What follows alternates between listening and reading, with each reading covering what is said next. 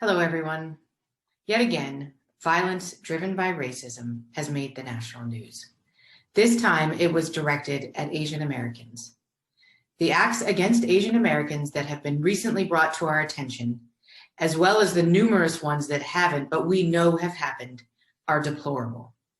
On behalf of AOPA, which represents a vast majority of the O&P profession, I am affirming that discrimination in all forms is unacceptable and will not be tolerated. This includes racism, sexism, ageism, ableism, and any other form of discrimination or unequal treatment.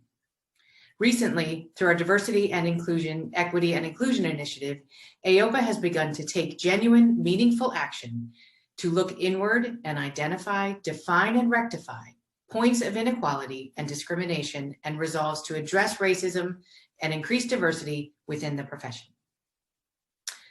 We held our first roundtable last month and are in the process of developing next steps based upon what we learned. It will take time and with the help of all those in the profession, but together we can make the O&P profession one that embraces diversity and equity and is inclusive of all races, genders, ages, and abilities.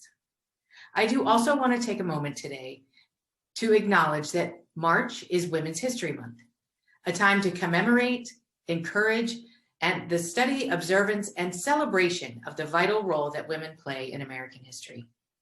I'm a huge fan of history, in part because I know reflecting on it shows us how far we have come, and maybe more importantly, what still needs to be done. A quotation that nicely summarizes how I feel about women and our place in history, now and in the future, comes from author and poet G.D. Anderson, who said, "Feminism isn't about making women stronger.